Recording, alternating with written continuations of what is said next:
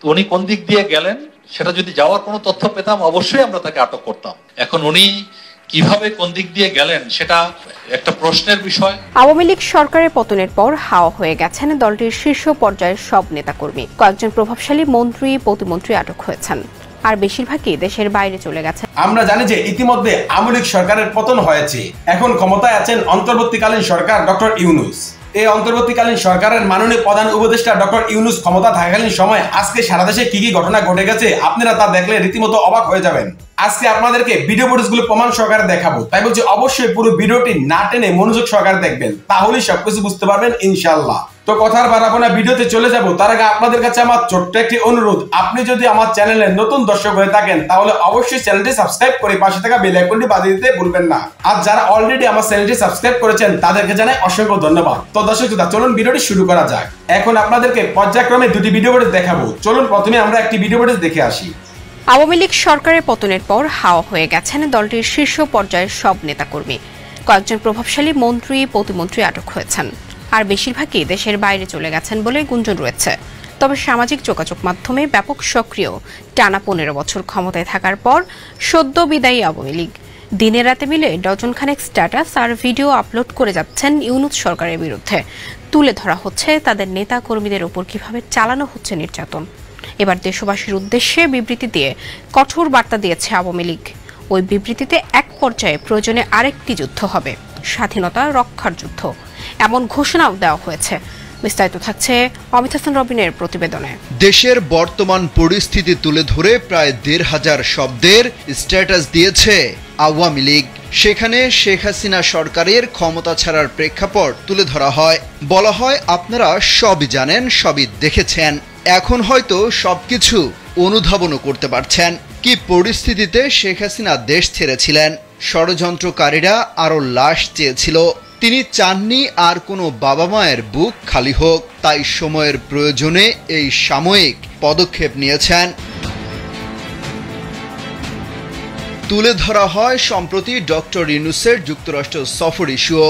বলা হয়, নিউ ইয়র্কে ক্লিংটন ফাউন্ডেশনের একটি অনুষ্ঠানে এই অবৈধ সরকারের প্রধান উপদেষ্টা ডক্টর ইউনূস বলেছেন, এই আন্দোলন একদিনে সৃষ্টি হয়নি, এর পেছনে দীর্ঘ পরিকল্পনা ছিল এবং এর মাস্টারমাইন্ড হিসেবেও একজনকে পরিচয় করিয়ে দিয়েছেন।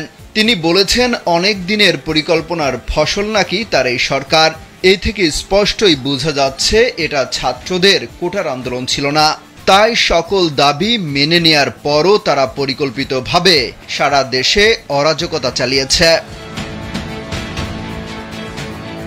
বলা হয়, দেশের বিরাজমান পরিস্থিতি দেখে সবাই নিশ্চয়ই এখন অনুধাবন করতে পারছে, বুঝতে পারছে কেন সেন্ট মার্টিন দ্বীপকে সংরক্ষিত করে কার্যত জনগণের যাতায়াতের জন্য নিষেধাজ্ঞা দেওয়া হয়েছে, কেন পার্বত্য চট্টগ্রামে পরিকল্পিতভাবে একের পর এক সহিংসতা তৈরি করা হচ্ছে। সেই বিবৃতিতে লেখা হয়, বাংলাদেশ আওয়ামী লীগ আপনাদের আশ্বস্ত করেছে, আমাদের বুকে এক বিন্দু রক্ত থাকতে বাংলাদেশের মাটিতে অন্য কোনো দেশের ঘাঁটি হবে না। এই দেশ ৩০ লক্ষ শহীদের রক্ত, ২.৫ লক্ষ মা বোনের সম্ভ্রমের বিনিময়ে কেনা। এই দেশ বাঙালির ২৪ বছরের দীর্ঘ সংগ্রামের ফসল। অন্য কোনো দেশের পতাকা এই মাটিতে উঠতে দেয়া হবে না। প্রয়োজনে আরেকটি যুদ্ধ হবে, স্বাধীনতা রক্ষার যুদ্ধ।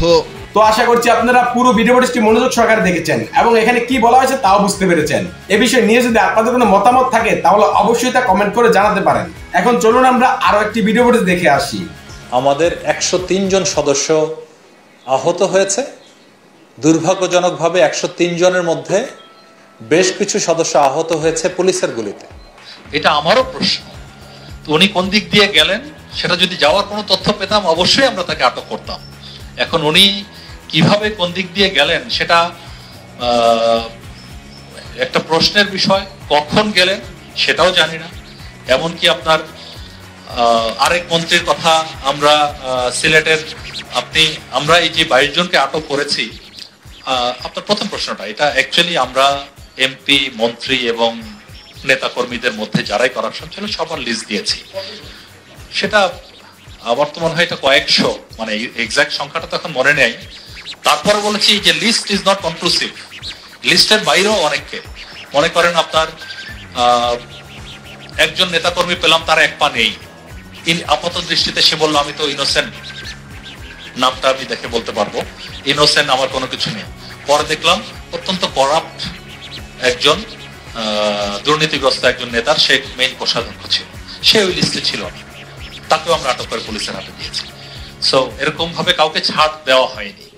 তবে বড় দু একজন, মানে বেনাপোল সীমান্ত বলেন, ভোমরা সীমান্ত বলেন, দর্শনা, আখাউড়া, তারপর সিলেটের একটা দোনা, যে বিওপি ঐদিকের একটা দুর্গম জায়গা, এই জায়গা দিয়ে যেটা সাবেক বিচারপতি মানিক ধরা পড়লো, এদিকের মানে যেসব জায়গায় যাওয়ার সম্ভাবনা সব জায়গায় আমরা ওইভাবে চেক করে আমাদের সর্বোচ্চ চেষ্টা করছি, এক্সট্রা ভিজিলেন্স রেখে, এক্সট্রা পেট্রোলিং এর মাধ্যমে।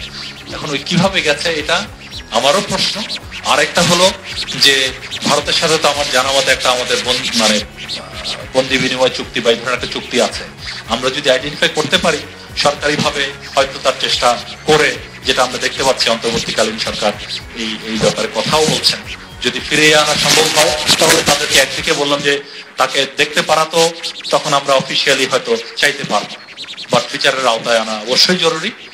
আর এখন থেকে যেটা আপনাদের কাছে আমি অনুরোধ করেছি, যে কোনো ধরনের তথ্য আপনারা খেয়াল করে থাকবেন। 6 আগস্ট থেকে আমি টিভিতে স্ক্রল দেওয়া শুরু করেছি বেশ কয়েকটা মোবাইল নাম্বার দিয়ে, যে পালানোর ব্যাপারে কোনো ধরনের তথ্য কারো কাছে থাকলে আপনার এই নাম্বারে জানান। মাননীয় ডিজি, আমার নাম লতিফ রানা, আমি দৈনিক সকালের সময় কাজ করি।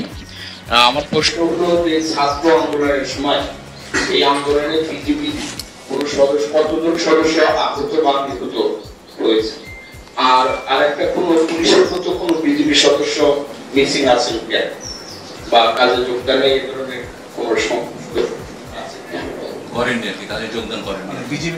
আচ্ছা, এটা ধন্যবাদ আপনাকে এই প্রশ্নটা করার জন্য। মানে সত্যিকার অর্থে আমরা অনেকদিন থেকে ভাবছিলাম এই সাংবাদিক ভাইদের সাথে আমাদের একটু মত বিনিময় করা প্রয়োজন। প্রথমে আপনি তথ্যটুকু দেই, বিজিবির একজন সদস্য নিহত হয়েছে, আর 2 জন বিজিবির সদস্য যারা র্যাবে ডেপুটেশনে ছিল তারা নিহত হয়েছে। আর আমাদের 103 জন সদস্য আহত হয়েছে। দুর্ভাগ্যজনকভাবে 103 জনের মধ্যে বেশ কিছু সদস্য আহত হয়েছে পুলিশের গুলিতে। একই জায়গায় ডিউটি করছিল পুলিশের এলোপাথারি, মানে ভাগ্য ভালো এটা ছররা গুলি যেটাকে বলে, শটগানের, যেটা সাময়িক হাসপাতালে ভর্তি থাকতে হয়েছিল। আর বাকি সদস্যরা যারা 103-এর যেটা বললাম, এটা গুরুতর আহত নয়, অন্যরা 4-5 জন ছিল গুরুতর আহত, আর বাকি সবাই ঢিল, ইট পাটকেল, তো পেট্রোল বোমা, রডের বাড়ি, এই ধরনের আহত, যারা বেশিরভাগই সুস্থ হয়ে গেছে এর মধ্যে। তো আশা করছি আপনারা এই ভিডিও ফুটেজটি মনোযোগ সহকারে দেখেছেন এবং এখানেও কি বলা হয়েছে তাও বুঝতে পেরেছেন। এ বিষয় নিয়ে যদি আপনাদের কোনো মতামত থাকে তাহলে অবশ্যই তা কমেন্ট করে জানাতে পারেন। ভিডিওটি এ পর্যন্তই, দেখা হচ্ছে পরবর্তী ভিডিওতে। সে পর্যন্ত সবাই ভালো থাকবেন, সুস্থ থাকবেন। আল্লাহ হাফেজ।